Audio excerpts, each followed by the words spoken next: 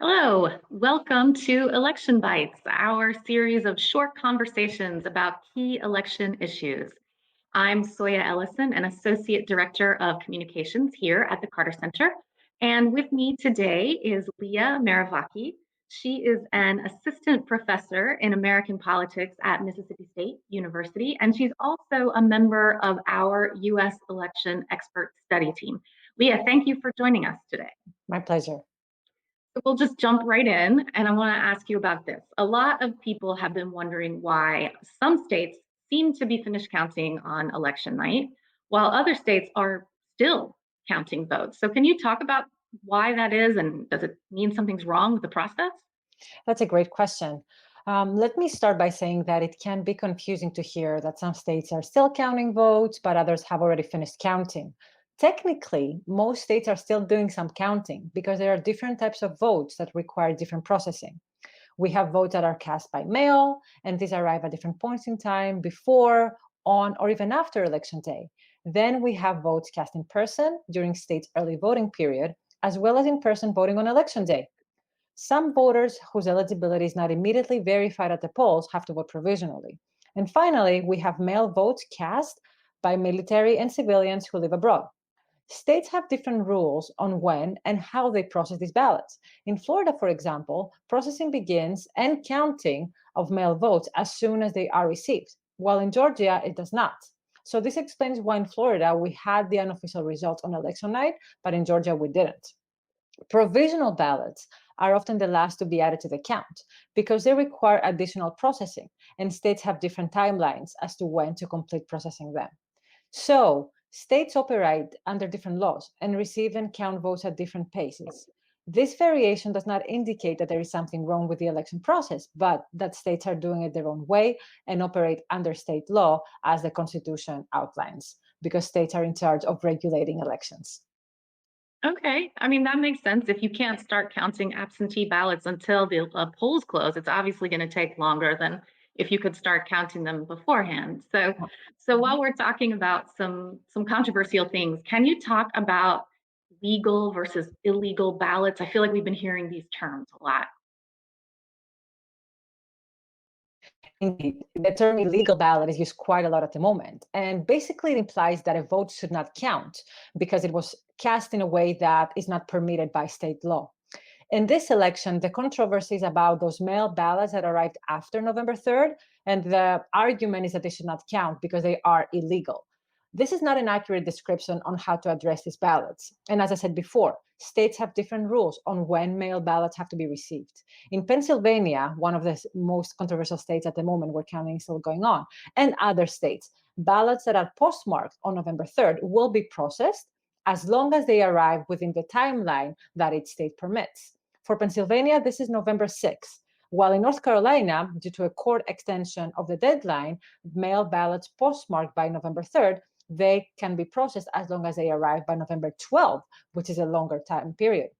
So these ballots, as long as they are postmarked by the deadlines the state permits and received by the deadline the state permits, should be processed and counted only if they are verified and the voter is eligible to cast a vote and have it counted. So the idea of illegal ballots is very misconstrued, especially because these ballots are being cast and verified within the state election law in every different state. Okay, that's helpful. So while we're still talking about controversies, I have another one for you. We've been hearing a lot about fraud. And so I wonder if you could talk about what fraud entails and what kind of processes are in place if people make allegations of fraud.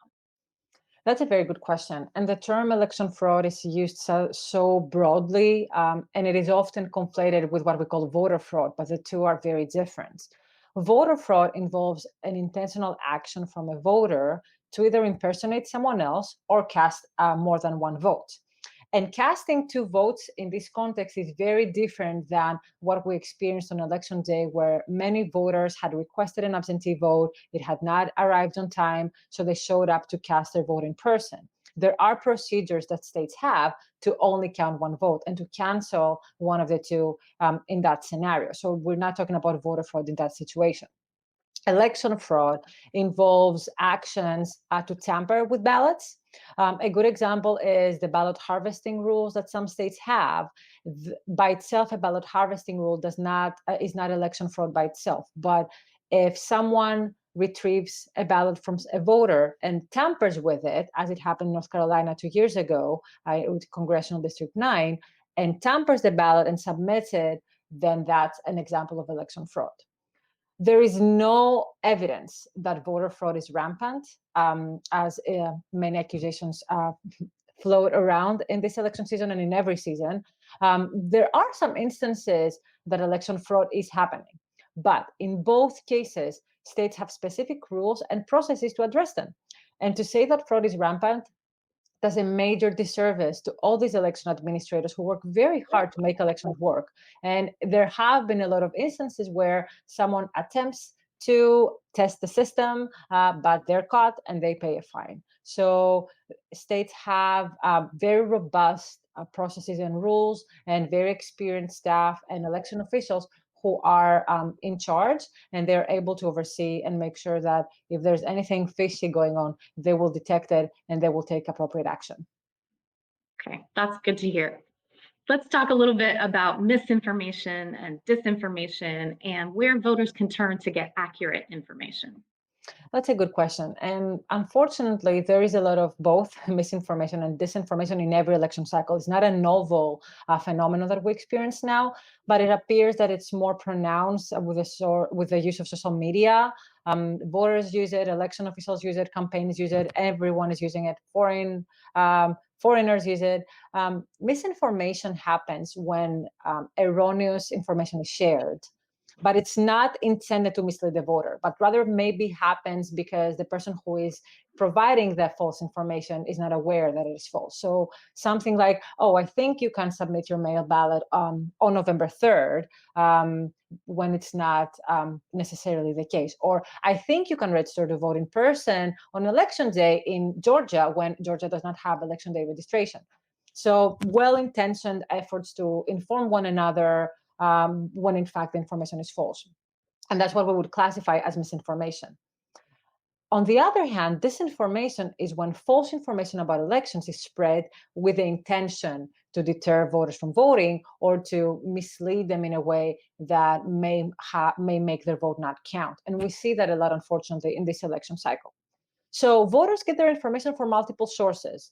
They use social media, they watch TV, they listen to the radio, they talk to their friends, they receive information from political campaigns. However, there might be accurate information out there from advocacy groups and every one of those actors that I just mentioned, but the most trusted source should be the election officials themselves, especially the local election officials. They're more connected to the voters' community. They are the most accurate source that they should trust. So if a voter is unsure, they receive information and they're not sure of how to cast their vote or when to do so, they should reach out to the local election officials and ask them. They can contact them via mail, they can call them, they can go in person and use them as a major source of their information. Okay. And most of them, right, also have they have websites. So you could go to your county election website or state website. Some of them have, but in a lot of small places where websites do not exist, election officials have such a tight grip on their community, and they are very approachable. They're part of the community themselves. So voters should definitely use that resource and ask them and resolve any concerns that they have or any uncertainty that they have about the election process. Okay. So last question. These things go so fast, but I like to end these things often by looking ahead. And so I think one of the big takeaways from this election is that we could use more voter education here. And so I'm wondering what you think states could do to give voters more information about the election process going forward. Thank you for this question. It's really my favorite, and you're right. It was very apparent that this election, if it's one of the major takeaways we have, is about voter education. And I will say that the election process has become very complicated. There are things that many voters are not aware of, perhaps because for a voter, what matters is to go and cast a vote and make it count. Even these two actions, however, require significant amount of information, starting from how do I register to vote and make sure that I am registered? How do I update my information if I have moved? Where is my polling place? How can I cast my mail vote? And when should I return it? How to check if it's counted and what to do if it's not.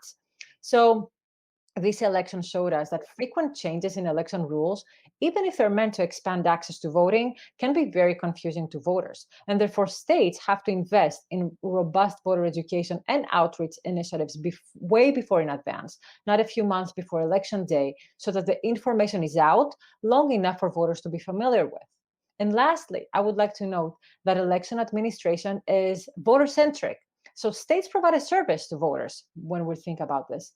So thinking about this way, states have to improve their customer experience before election day so that all eligible voters who want to participate can do it smoothly and have their votes counted.